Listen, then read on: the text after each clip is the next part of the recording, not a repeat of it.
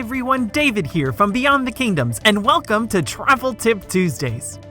Every week, I bring you my top tips and sometimes some reviews when visiting the parks at Disney in Orlando and beyond. This week, we are taking a quick look at Epcot, because this park is about to embark on a lot of change. Before Disney World celebrates its 50th anniversary, two big attractions will open at this park: Remy's Ratatouille Adventure at the France Pavilion, and the highly anticipated Guardians of the Galaxy coaster in Future World. Now, while we'll still have to wait a little bit for those big attractions to come, changes are already underway at this park, and has had subtle impacts to Fastpass strategies. So today, I'm giving you an updated list of suggestions when making Fastpass choices at Epcot, breaking it down into different age groups and travel parties to make your visit a little easier. So let's get right to it. I've said this plenty of times before, but I'll mention it again. Epcot is really tricky.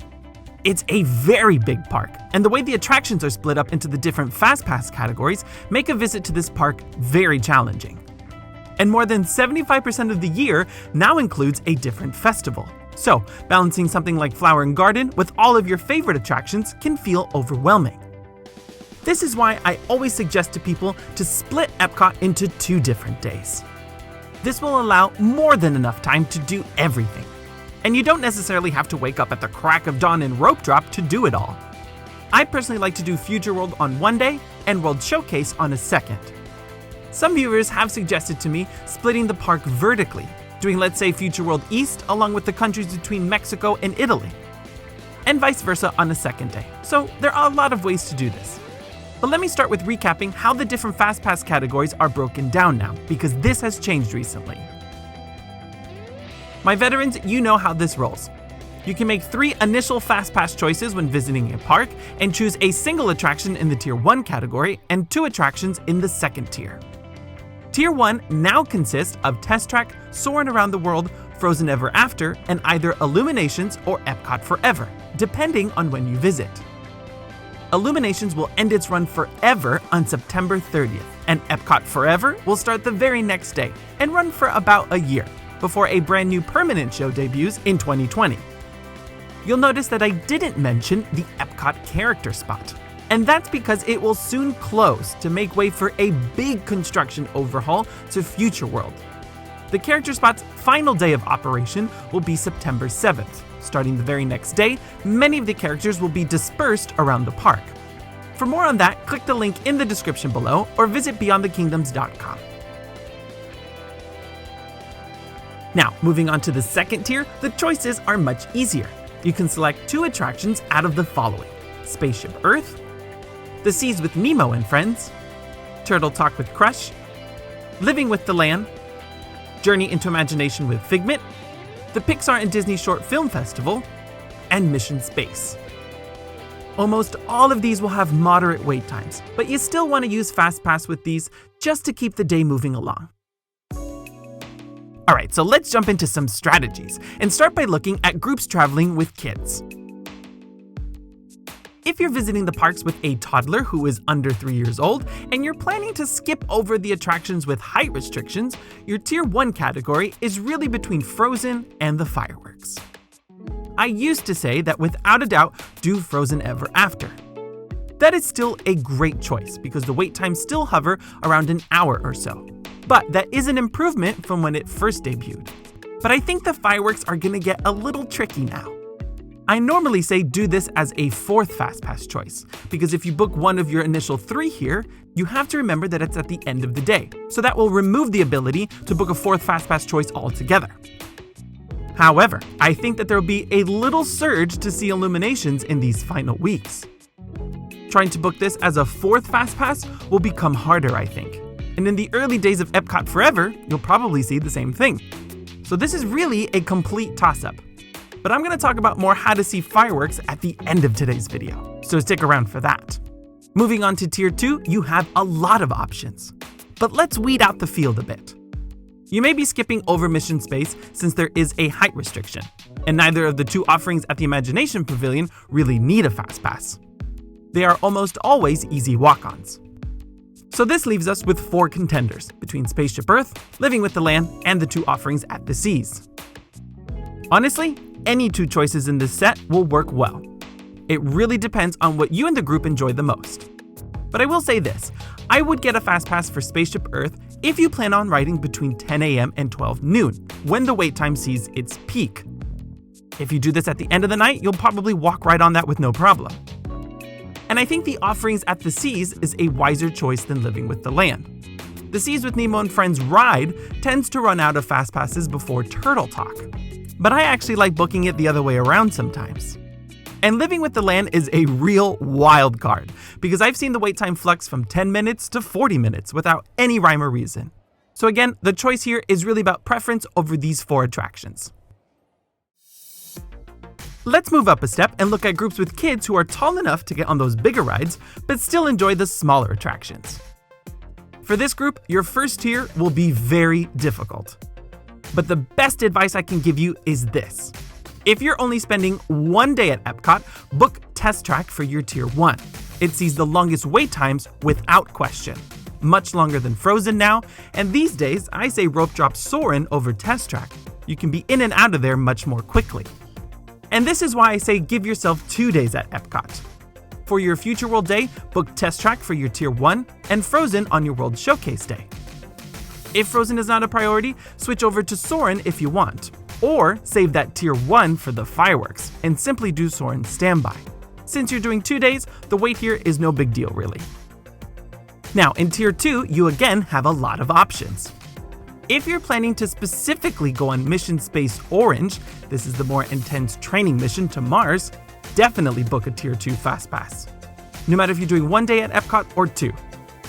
The wait time doesn't get too bad, but out of all the Tier 2 attractions, this sees the longest wait time and runs out of Fastpasses the fastest. And your final choice is really between Spaceship Earth and Nemo. Again, Spaceship Earth is a good option in the morning, and do Nemo only if the kids are a big Finding Nemo fan, or you just don't want to risk waiting in that line. And one final note here for this age group. I personally don't find doing Rider Switch with Fastpass a good choice at Epcot. And that's because the attractions are very far apart and you can be waiting a considerably long time. I've done this myself at Soarin and found that it was a big time hog. So just keep that in mind. Now let's move over to the thrill seekers, or groups traveling without little ones, maybe some teenagers, or just a group of young adults looking for a fun day at Epcot with a festival. I find that this demographic may only want to use 1 day at Epcot right now. Like I said, 2 will always ensure you can do absolutely every little thing at this park and do it with ease. But your strategy will be quite similar to the previous group. If you're doing 1 day only here and devoting a lot of time to a festival, I would rope drop the park and do Soarin' first thing.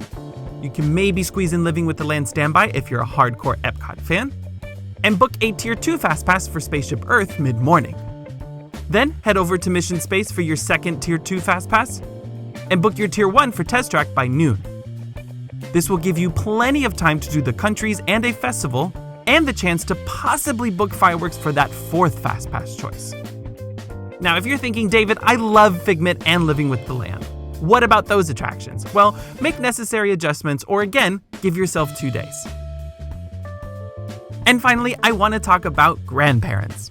I always like to think of my parents specifically and how they would best enjoy the parks, either traveling with their granddaughter or on their own. Of all the parks at Disney World, this one certainly attracts those traveling without children the most. And grandparents might be looking for an easy day at this park, skipping over those thrill rides. If this is true, I would replace Test Track with Soarin' for your Tier 1 Fastpass, especially if Test Track is a little too intense for you. I have to admit to you that I love soaring around the world. It's my favorite attraction at this park, and no day is complete without it, so you want to make sure you get on that. For this group, I would also definitely say book Spaceship Earth because it is an Epcot classic.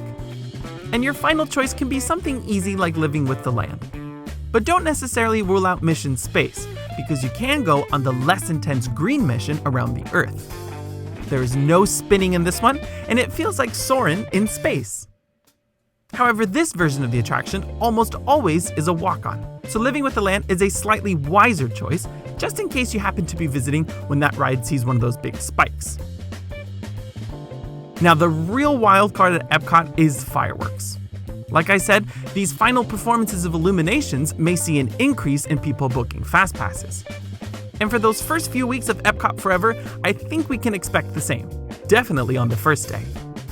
But I think booking this as one of your initial 3 Fastpass choices is still a mistake, unless you have 2 days at Epcot and you plan on skipping Frozen Ever After in a World Showcase day. If you book this while only visiting the park on a single day, you'll have to wait in really long lines, specifically at Test Track and Soarin. So in my opinion, this remains to be a good 4th Fastpass choice. But there is that catch. If you do this technique, try and book those initial 3 Fastpasses back to back between 9 a.m. and 12 noon. You can maybe stretch into 1 p.m. if you have to.